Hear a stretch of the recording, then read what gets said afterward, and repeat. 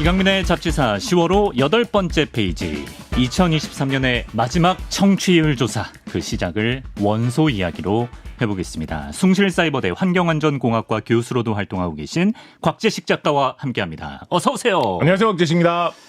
여러분, 제가 유독 공손해지고 유독 머리를 조아리는 그 기간이 또 찾아왔습니다. 오늘부터 바로 청취율 조사 기간인데요. 022056으로 시작하는 그 모르는 번호의 전화. 무의식적으로 끊어버리지 마시고 보이스피싱이 아닐 수 있습니다. 잘 받아주시고요. 이강민의 잡지사를 수화기 너머로 속삭여 주시면 되겠습니다. 그래서 저희가 청조기간을 맞아서 소소한 이벤트를 준비했는데 곽 작가님께서 참여 방법 소개해 주실까요? 네, 추워진 날씨만큼 따뜻한 커피 한 잔이 눈앞에 아른거리지 않으십니까? 아른거려. 네, 그렇다면 이강민의 잡지사 청취 인증을 해 주십시오. 라디오 주파수 사진을 찍어 주셔도 좋고요. 유튜브나 레인보우 어플리케이션 화면을 캡처해 주셔도 좋습니다. 사진 문자 100원의 이용료 드는 샵 1212 문자 메시지로 보내주시면 곳간 탈탈 털어서 최대한 많은 분들께 커피 쿠폰을 보내드리겠습니다. 예. 라디오 본방송이 끝나는 8시 전까지 꼭 보내주시면 되겠습니다. 참여 안 하고 100이겠습니까? 이렇게 파이팅이 넘치는데 여러분, 물가가 아무리 올라도 이용료 100원은 수년째 동결이라는 거예요. 100원 투자하셔서 한 50배 정도의 수익 커피 쿠폰으로 타가시길 바랍니다. 자, 오늘은 작가님께 들어온 질문 하나 소개해 보겠습니다. 구독자 MJ님께서 남겨주신 질문인데요. 작가님, 인간이 숨 쉴 때 질소, 산소 등 우리가 평상시 마시는 공기에 조금이라도 첨가돼서 한 번이라도 들이마시면 큰일 나는 기체에는 뭐가 있을까요? 전쟁 때 화학생물학전에서 쓰이는 거 말고 우리가 평상시에 마실 수 있는 기체 중에서요. 그리고 우리가 마셔도 유해하지 않은 공기에 만약 산소만 없다면, 산소만 쏙 빠진다면 우리가 숨 한 번 쉬었을 때 산소가 없다는 걸 바로 인지할 수 있을까요? 이런 질문. MJ님, 제가 오해하실 수 있는데 제가 최근에 이제 추리 소설을 제가 좀 많이 쓰고 있어가지고 제가 약간 좀 그런 생각이 자꾸 나서 그런데 괜히 괜히 이런 걸로 어떤 범죄 저지를 생각을 하지 마시고요. 요즘 과학 기술이 발달해서 다 들킵니다. 사설 탐정 사이방. 그런 것들 요즘 쓰고 있어가지고 괜히 제가 그쪽으로 좀 생각이 왜곡돼서 나게 되는데 우리 MJ 선생님 그런 뜻으로 질문하신 건 아니겠죠. 순수한 과학적인 호기심으로 질문하셨을 텐데. 사람이 마셨을 때 사람이 목숨을 잃을 수 있는 기체 많습니다. 여러 가지 많이 있는데 특히 이제 많이 마시면 웬만한 기체도 다 많이 마시면 사람이 목숨을 잃거든요. 예를 들어서 아무 화학 반응도 안 한다. 그런 걸로 여러 차례 말씀드렸던 헬륨 같은 것도 계속 들이마시면 숨을 못 쉬니까 헬륨만 가득 차가지고 숨 쉴 수가 없으니까 아주 많이 마시면 헬륨만으로도 이제 사람이 쓰러지는 이런 일이 발생할 수가 있습니다. 오늘 말씀드린 아르곤도 마찬가지고요. 그런데 그런 거 말고 그러면 좀 소량으로도 정말 사람을 죽음에 이르게 할 수 있는 게 뭐가 있느냐. 그런 것도 사실 찾아보면 꽤나 많이 있습니다. 그래요? 네, 그런 것도 꽤나 많이 있는데 지금 말씀해 주신 이런 흐름을 살폈을 때 좀 생활에서 친근하게 많이 나타나는 것 중에 이거는 흔하게 발생하는 거 아닌가? 어디에도 있던데? 이런 것 중에서 사람에게 소량으로도 치명 죽일 수 있는 것을 꼽아보라면 저는 단연 연탄가스 중독의 최고의 원인이라고 많이들 이야기를 하던 일산화탄소를 꼽아보고 싶습니다. 일산화탄소. 일산화탄소를 마시면 이 산소가 들러붙어야 할 헤모글로빈의 자리에 피 속에서 꼭 산소가 포함되어야 하는 자리에 일산화탄소가 대신 들러붙어 버리기 때문에 산소를 사람 몸에서 제거한 것과 같은 효과를 일으키게 되거든요. 근데 일산화탄소가 그러면 되게 위험한 물질이잖아요. 사실 이제 실제로 일산화탄소를 이용을 해서 정말 어떤 동물의 생명을 빼앗는데 이런데 꽤 사용할 때가 있습니다. 그래요? 예를 들어서 어떤 동물이 있는데 이 목숨을 어떤 연구를 위해서 살며시 뺏어야 되겠다 이럴 때 일산화탄소를 사용하는 경우가 사실 실제로 있기도 있습니다. 그러니까 되게 위험한 거잖아요. 그런데 의외로 일산화탄소가 생기는 경우가 자주 있습니다. 우리가 이제 연료를 태우면 연료 속에 있는 탄소 성분이 산소하고 결합을 해가지고 이산화탄소가 돼서 그게 공기중으로 나가면 이산화탄소 농도가 증가해서 온실효과가 생기고 기후변화가 일어난다 이런 이야기 많이 하지 않습니까? 그래서 연료 속에 들어있는 탄소 성분과 산소가 결합하면 이산화탄소가 생기는데 그게 좀 잘못하다 보면 한 발짝 못 미쳐서 이산화탄소가 안 생기고 일산화탄소가 생기게 될 수가 있어요. 그런 일이 거의 대부분 생깁니다. 어떤 특수하게 일산화탄소를 전혀 안 생기게 뭘 잘 태우게 하지 않으면. 근데 이제 이산화탄소가 워낙 많이 생기고 일산화탄소 조금밖에 안 생기니까 별 문제가 없는 건데 운이 없어서 어떻게 하다 보니까 이번엔 일산화탄소가 많이 생겼다. 근데 환기가 안 돼가지고 그 일산화탄소가 안 날아가고 내 주변에 가끔 있다. 그러면 되게 허무하게 이 연탄가스 중독, 일산화탄소 중독이 걸리는 경우가 경우가 생깁니다. 마붕에서 막 군불 때다가 왜 이렇게 머리가 아프지? 머리가 쓰러진다든가. 예. 최근에 정말로 자주 많이 발생한 사건은 어떤 게 있었냐면 이런 버너 같은 거, 뭐 이런 모닥불 피우는 스토브 같은 거 이런 거를 이제 겨울에 쬐면 따뜻하잖아요. 그렇죠. 근데 그거 이제 실내에서 쬐다가 혹은 뭐 캠핑 가가지고 텐트 안에서 그거 쬐고 있다가 갑자기 거기서 솔솔 피어나오는 일산화탄소가 실내에 텐트 안에 가득 차가지고 뭐 몇 명이 졸지에 목숨을 잃고 이런 일이 뭐 심심찮게 보고가 되고 있거든요. 요즘 같은 계절에 조심해야겠네요. 그렇습니다. 그래서 일산화탄소 그냥 뭐 나무 뗄감만 장작만 떼다가도 조금씩은 항상 생기는 것이기 때문에 그 운 없게 어디에 많이 고여 있는데 들이대면 바로 쓰러질 수 있다. 조심해야 된다. 환기를 잘하자라는 말씀 꼭 드리고 싶습니다. 예. 유해하지 않은 공기에 만약 산소만 쏙 빠지면 우리가 숨 한 번으로 알아챌 수 있느냐? 이건 아니지 않을까요? 어려울 겁니다. 산소가 정말로 아예 없어도 기압만 일정한 기압이면 그거를 알아차리기가 쉽지 않거든요. 느끼려고 하면 느낄 수 있어요. 왜 이렇게 숨을 쉬는데도 좀 갑갑하지? 텁텁하지? 머리가 좀 아픈 것 같지? 느끼려면 느낄 수 있거든요. 근데 이제 예를 들어서 지금 공기 중에 산소가 없고 질소로만 돼 있다. 질소 100%로 돼 있다. 그런데 들어가서 들이마시면 숨 쉬어도 산소가 하나도 공급이 안 될 거 아니에요. 그래도 당장은 별 느낌이 없습니다. 한 번 정도로는. 뭐 아니야 상당히 숨을 많이 쉬어도 의외로 막 무슨 뭐 왜 이렇게 숨이 막혀 이런 느낌 잘 안 납니다. 뭐가 이렇게 들어왔다 나갔다 하면 그런 느낌은 잘 안 나고요. 뭐 좀 이상한데 굳이 느끼려고 해야 느낄 수 있어요. 그래서 더 위험할 것 같아요. 그렇습니다. 그래서 아까 말씀드린 헬륨이나 뭐 이런 오늘 뭐 아르곤 이야기 할 차례니까 아르곤으로 말씀드리면 아르곤 많이 쓰거든요. 여러 가지 용도로. 근데 아르곤이 헬륨하고 그 주기율표에서 보면 같은 아래 위로 같은 줄에 있어요. 헬륨 밑에 네온 있고 네온 밑에 아르곤이 있습니다. 가장 오른쪽 열이네요. 그렇습니다. 그래서 우리 주기율표에서 제일 쉽고 제일 중요한 원칙 하나. 세로로 같은 줄에 있으면 성질이 비슷하다 말씀드렸잖아요. 그래서 헬륨처럼 아르곤도 아무 물질하고도 반응을 잘 안 하려고 하는 그런 성질이 있는데 반응을 안 하기 때문에 사람이 들이마셔도 당장 뭐 해를 끼치는 것도 없어요. 들어왔다 그냥 나가요. 그런데 아르곤만 많이 있는데 사람이 들어가면 이게 당연히 이제 숨 쉬는데 아무 도움이 안 되거든요. 아무 반응을 안 하기 때문에. 그런데 아무 반응을 안 하기 때문에 아무 느낌도 없습니다. 냄새를 맡는다라는 것도 사람 콧 속에 들어가지고 신경세포 주위에서 뭔가 화학 반응을 해야지 신경세포가 그걸 감지를 하면서 무슨 냄새가 나네 느끼는 건데 그런 반응도 안 하기 때문에 냄새도 안 나거든요. 위험하네. 그래서 아르곤으로 작업을 많이 하고 있는데 주변에 산소가 점점점 어떻게 하다가 없어지고 아르곤만 주변에 가득 찬다. 그러면 부지불식간에 숨 쉴 수 있는 게 없어지잖아요. 근데 아르곤만 계속 뭐 들이마셨다 내셨다 하면서 아무 느낌이 없으니까 숨 쉬고 있다가 좀 숨 쉬고 있다는 듯이 착각을 하는 거예요. 근데 뭐 작업에 너무 집중하고 있다거나 뭐 그러다가 숨을 못 쉬어가지고 산소가 부족해서 사람 쓰러지는 일 종종 발생합니다. 자주 발생합니다. 아르곤 같은 경우에 우리나라에서 특히 뭐 용접 같은 거 할 때 아르곤 많이 사용하거든요. 용접이요? 그래서 용접을 하다가 사람이 쓰러질 리가 뭐가 있을까? 용접 그냥 뭐 불에 용접하다가 뭐 화상 입는다라고 하면 이해되겠지만 불나서 사람이 다친다 이러면 이해되겠지만 용접을 하다가 사람이 쓰러질 리가 뭐가 있을까라고 하는데 사람에게 아무런 해를 안 끼친다라고 하는 아르곤 기체를 너무 많이 사용을 하면서 용접을 하는데 환기가 안 되는 데서 용접을 해버리면 그것 때문에 숨 쉴 공기가 없어져가지고 숨을 못 쉬게 돼서 사람이 쓰러지는데 아무 느낌이 없기 때문에 모르면서 쓰러지기 때문에 더 위험할 수 있거든요. 이 사고도 우리나라에서 진짜 종종 일어나는 사고입니다. 뭐 한 해쯤 지나가면 몇 명씩 이것 때문에 목숨 잃으시거든요. 그래서 이런 아르곤 용접 작업하시는 분들 항상 이 환기라든가 뭐 용접을 얼마 하고 쉬어야 된다 이런 규정이 있으면 그런 거 항상 지키도록 유의하시기 바랍니다. 이런 특성 중요한 정보를 깔고 그럼 본격적으로 원소 퍼너 타임인 주기율표 18번째 원소 아르곤 편으로 들어가 보겠습니다. 이 화학 반응을 안 일으키는 아르곤의 특성도 특성 때문에 아르곤이란 이름이 붙여졌다던데요. 그렇습니다. 아르곤 그리스어로 아르고스에서 유래한 말인데요. 아르고스가 뭐 아무것도 안 한다. nothing 뭐 아무것도 아닌 거. 뭐 아무런 어떤 활동을 하지 않는 거. 심지어 뭐 표현하자면 뭐 게으른 거. 이런 거를 이야기할 때 쓰는 말이 이제 아르고스라는 말인데 이런 화학 반응을 안 일으키는 물질 중에서 기억나시나요? 헬륨이 이게 약간 시험 잠깐 쪽지 시험 한번 해볼까요? 너무 오래됐어. 헬륨은 무슨 뜻이라고 무슨 말에서 그리스어로 헬리오스 태양의 신. 예. 근데 왜 태양의 신이지? 헬륨이 근데 여기까지 좋았어. 헬륨이 사실은 아르곤보다 훨씬 더 아무 일도 안 하는 원소잖아요. 그죠?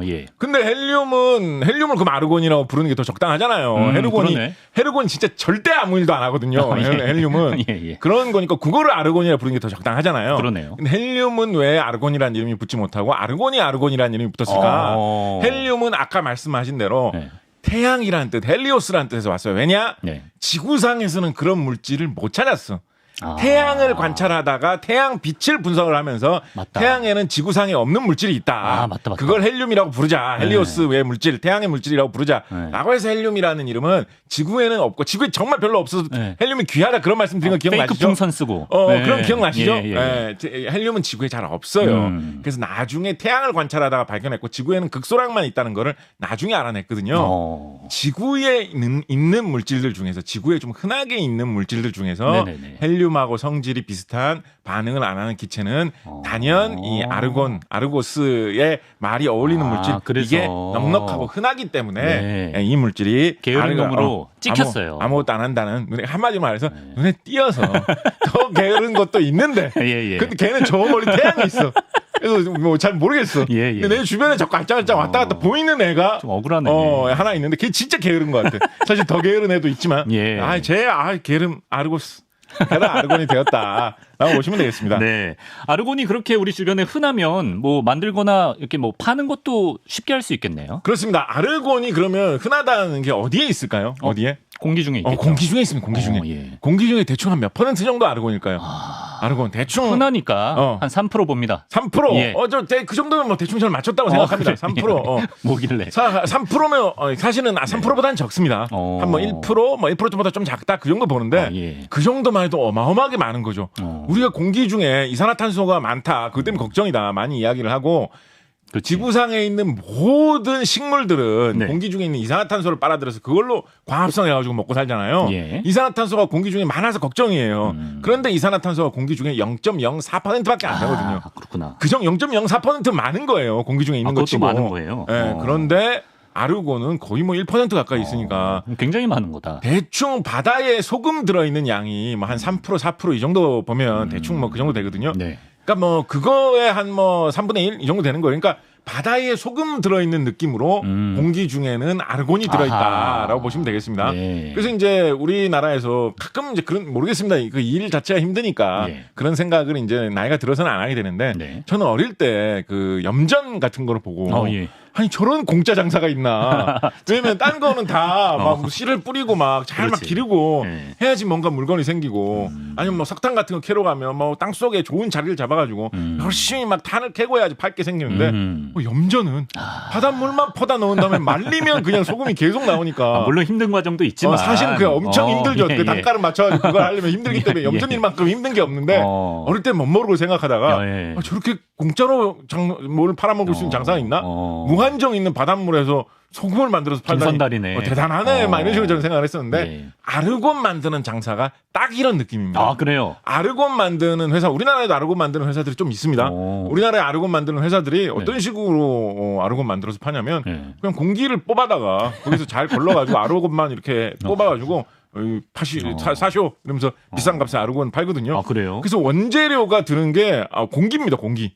공기 뭐 좀 빨아들인다고 뭐 돈 내고 빨아들여야 되는 거 아니거든요. 그래서 이거 뭐 이렇게 원재료 값이 안 드는 이런 장사가 있나라고 하는데 뭐 이렇게만 말하면 사실은 뭐 또 그분들이 또 이제 고생 많이 들을 수 있어요. 지금 공기 중에 뭐 아르곤이 보이는 건 원래 아르곤이 보이면 뭐 쉽겠죠. 망 같은 걸 두고 아르곤 뭐 이렇게 아르곤만 잘 건져가지고 무슨 무슨 곰탕에서 기름 뜨듯이 공기 중에 있는 아르곤만 이렇게 떠가지고 아르곤 모은다. 아니잖아요. 라고 하면 뭐 쉽겠지만 아르곤 뭐 보이지도 않고 아까 말씀드렸듯이 아르곤이 무슨 뭐 성질 반응 안 해서 성질도 없거든요. 그래서 뭐 아르곤만 달라붙는 뭐 이런 거 만들기도 어려워요. 그래서 어떤 식으로 하냐면 공기를 굉장히 차갑게 냉각을 합니다. 아주 차가운 냉장고를 이용을 해가지고 공기를 굳혀보려고 합니다. 공기를 굳히려고 그렇게 노력을 하다 보면 뭐 그런 거 있죠. 우리 물이나 뭐 이런 걸 끓일 때도 알코올은 좀 더 빨리 끓어가지고 올라나오고 물은 100도 돼야지 끓어나오고 이런 거 있잖아요. 그리고 마찬가지로 공기의 성분에 따라서 이게 굳어져서 나오는 그 시점이 달라집니다. 그걸 이용해서 굉장히 차가운 데 집어넣어가지고 아르곤만 그렇게 조금씩 붙여가지고 빼내는 그런 방법을 사용하거든요. 전기도 많이 들어가고 쉽지 않아요. 쉽지 않기는. 근데 뭐 그래도 뭐 비싼 원재료에서 조달해 와가지고 장사하는 사람 옆에서 보면 넌 좋겠다. 넌 공기만 있으면 리튬은 막 남미에서 구해오고 그러는데 우리나라가 공업이 많이 발달한 나라이기 때문에 아르곤도 쓰는 곳들이 꽤나 많이 있거든요. 아르곤 생산을 많이 하고 그래서 아르곤 좀 많이 만드는 회사에서는 제가 찾아보니까 이게 이제 제철소에 있는 공장 같은 거 돌리다 보면 네. 부산물로 조금만 이렇게 설비를 더 추가하면 공기를 빨아들이면서 아르곤을 뽑아내는 이런 거를 추가할 수 있는 이런 게 있다라고 하거든요. 예. 그래서 우리나라의 그 광양에 있는 제철소가 전 세계에서 건설할 때 시점에서는 네. 전 세계에서 거기가 제일 큰 제철소였습니다. 세계에서 철을 가장 많이 만들 수 있는 정말 어마어마하게 거대한 공장이었는데 네. 지금은 뭐 중국이나 인도 같은 데가 더 큰 데가 혹시 생겨졌는지는 모르겠는데 네네. 그래도 뭐 세계에서 뭐 손가락 안에 들 것 같은데 광양의 이 제철소 규모가 워낙 크다 보니까 예. 거기에 설비에 이 아르곤을 좀 추출하기 좋은 데다가 붙여놓은 그 설비에서 네. 뽑아내는 아르곤만 해도 2020년에 네. 연간 80억 리터의 아르곤을 뽑아냈다고 80억 리터. 예, 야. 뽑아냈다고 하거든요. 예. 인류 전체에게 1리터씩 선물로 줄 수 있는 거예요.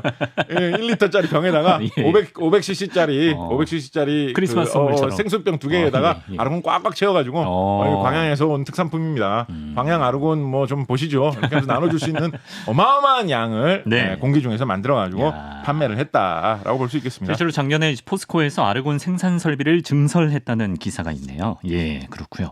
자, 이렇게 아르곤을 따로 뽑아서 모으는 데는 아르곤이 그만큼 많이 쓰이니까 그런 것일 텐데 아까 용접할 때 많이 쓰인다 그랬잖아요. 네네네. 그건 어떤 원리입니까? 그 헬륨 이야기할 때도 잠깐 말씀드렸는데요. 네. 뭐 대동소이합니다. 근데 이제 아르곤이 더 싸니까 그렇지만 헬륨보다는 그래도 게으른 특성이 좀 덜하다라고 말씀드렸잖아요. 네. 그러니까 헬륨까지 꼭 써야 되는 거는 아닌데 헬륨 들어가야 될 때 있으면 아르곤 써도 된다라는 느낌으로 쓴다라고 보시면 됩니다. 네. 용접을 할 때는 철을 녹여가지고 뭔가 두 개를 붙여야 되죠. 철덩어리 두 개를 붙여야 되잖아요. 그렇죠. 그러니까 엄청나게 강한 열을 가해가지고 굉장히 높은 온도를 올려가지고 철을 녹여서 붙이게 되거든요. 네. 그런 작업을 하면 열기를 그렇게 많이 강하다 보니까 네. 보통 열이 많이 가해지면 온도가 높아지면 그만큼 무슨 화학 반응이든지 더 잘 일어나 버리는 그런 문제가 있지요. 예. 우리가 뭐 하다못해 물에다가 설탕이나 소금을 녹여도 찬물보다는 뜨거운 물에 훨씬 더 잘 녹지 않습니까? 그렇죠. 예. 그래서 열기를 그렇게 강하게 가해서 철이 녹을 정도로 온도를 막 높이면 네. 공기 중에 있는 무슨 뭐 산소라든가 뭐 공기 중에 있는 이산화탄소라든가 공기 중에 떠다니는 뭐 먼지라든가 별의별 것들이 다 화학 반응을 일으키기 시작해가지고 예. 까딱 잘못하면 철 두 개를 용접한다라고 했는데 네. 철에 막 먼지 끄스러미 같은 것만 다 붙어가지고 시커멓게 타갖고 나오고 철이 공기 중에 있는 산소 뭐 이산화탄소 이런 거와 반응을 해가지고 철이 뭐 시뻘겋게 뭐 거무튀튀한 모양으로 막 변하고 용접이 아주 더럽게 되는 그런 일이 흔하게 발생할 수 있습니다. 그러면 안 되죠. 아무 생각 없이 용접을 막 하면 예. 그래서 그런 화학 반응이 안 일어나도록 이 아르곤을 쏘여주면서 네. 용접을 하면 예. 근처에 다 아르곤밖에 없으면 아르곤이 웬만히 온도가 올라가도 난 게으른 놈이야. 뜨거워도 나 가만히 뜨거워도 안 갈래. 아무것도 하기 싫어. 뜨거워도 가만히 있을래. 가만히 있거든요. 그래서 그런 별 이상한 반응 같은 게 안 일어납니다. 예. 그렇게 하기 위해서 이제 용접을 할 때 아르곤 용접을 한다라고 보시면 되고요. 야. 그렇기 때문에 아르곤 용접을 할 때 좀 잘못하면 환기가 안 되면 그렇죠. 실내 밀폐된 공간을 하다 보면 네. 주변에 아르곤이 다 차가지고 숨쉴 공기가 없어지는데 그거를 아르곤이 아무 느낌도 없기 때문에 예. 모르다가 쓰러질 수 있기 때문에 유의하셔야 된다라는 말씀을 드리는 것입니다. 학창 시절에 싸움 잘 말려주는 친구 같네요. 이렇게 멍들고 피 터지기 전에. 그렇죠. 비유가 적절했나요? 뭐 저는 싸움이라는 걸 해본 적이 없어서. 예, 알겠습니다. 평화주의자.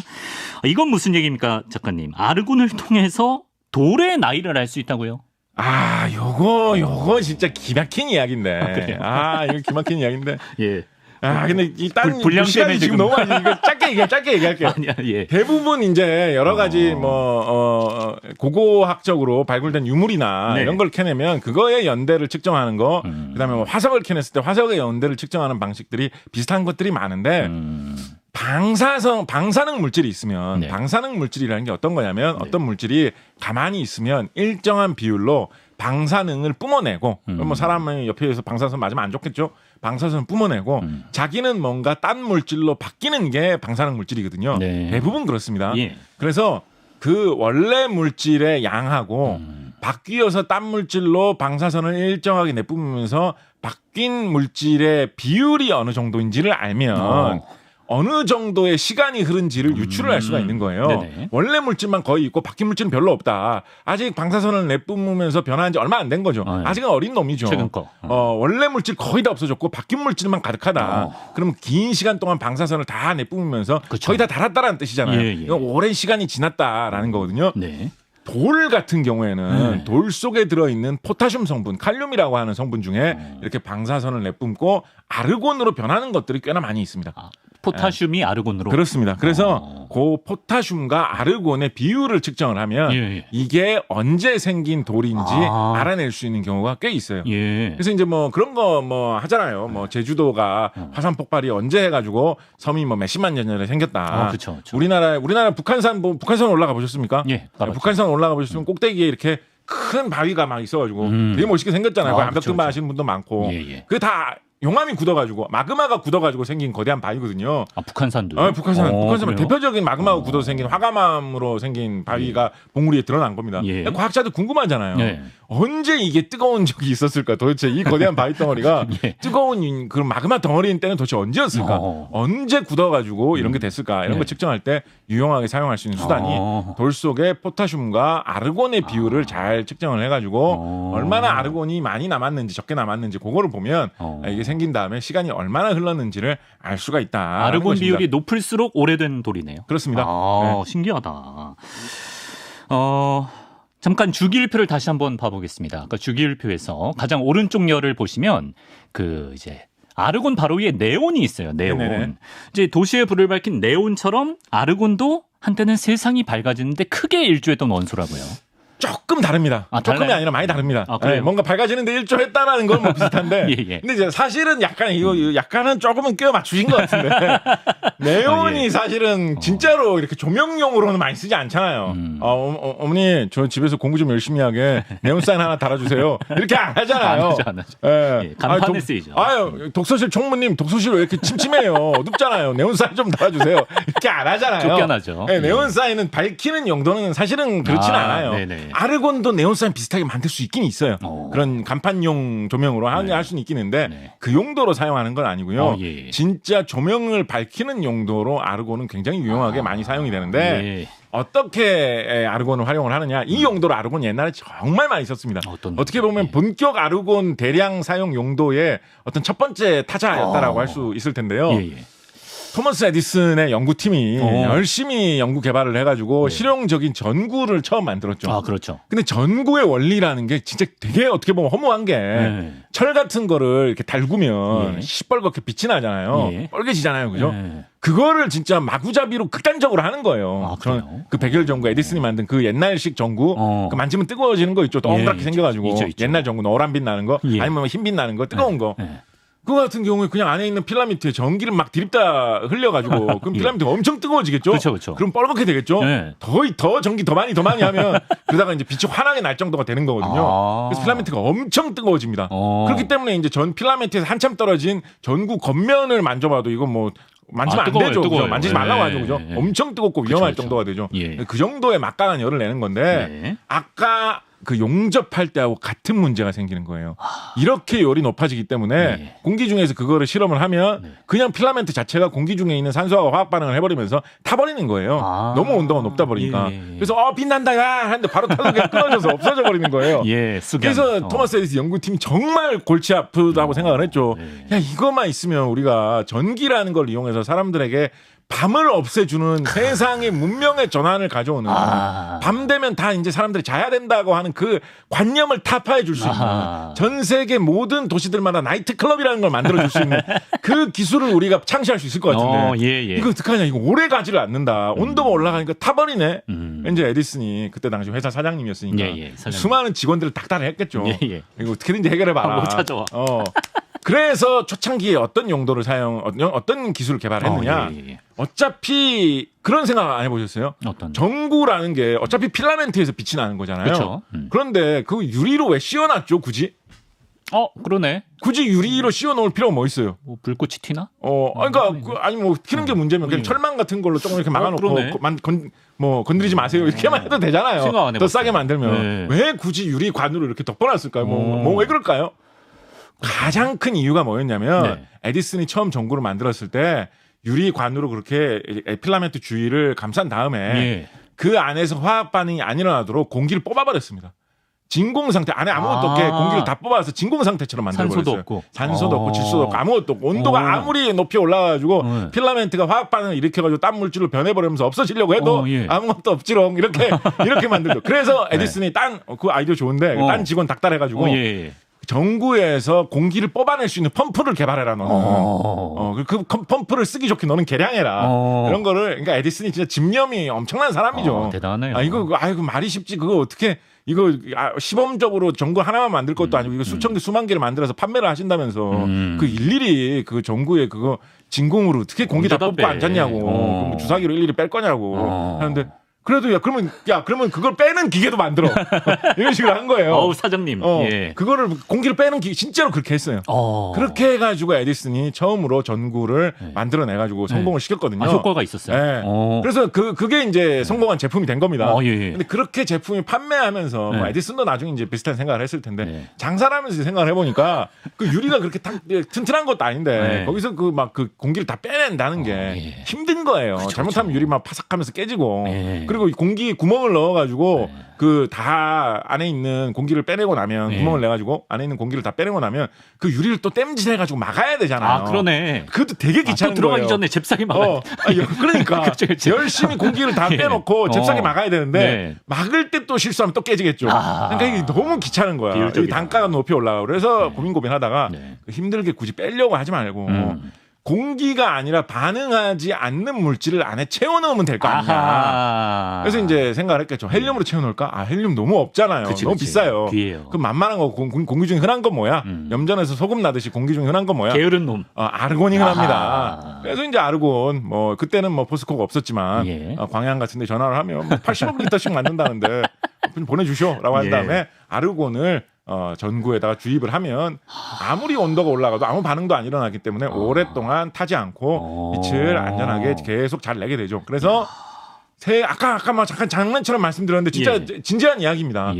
인류가 이 지상에 등장한 이후에 수십만 년의 세월 동안 밤은 기본적으로 그냥 자는 거였습니다. 밤에는 무슨 활동? 사람은 야행성이 아니에요. 기본적으로 자연적으로는 야행성이 아니에요. 밤 되면 자야 돼요. 무슨 호랑이 같은 거 쳐들어 올려가면 몽둥이 들고 좀 맞고 불 좀 피워놓고 쉬는. 밤은 인류의 시간이 아니거든요. 사람 낮에 활동하는 거였거든요.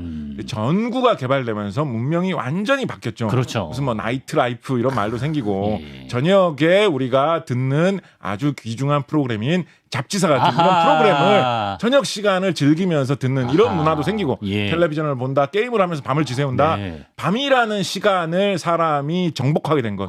어두움을 어떤 공포의 대상이 아니라 즐길 수 있는 시간으로 변화된 거대한 이 문명의 전환을 혁신입니다. 전구라는 발명품이 이뤄냈는데 반딧불이 안 잡아도 돼요. 세상에 그 많은 전구를 보급하기 위한 1등 공신이 됐던 화학물질 기체가 뭐였느냐? 아르곤이다.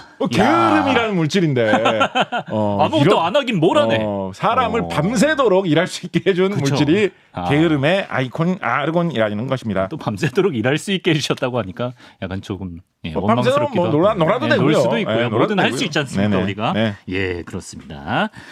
자, 원스 어폰 어 타임 인 주기율표. 아무것도 안 한다는 이름을 가졌지만 결코 아무것도 안 하는 친구가 아니었던 아르곤에 대해서. 끝났나요 벌써요?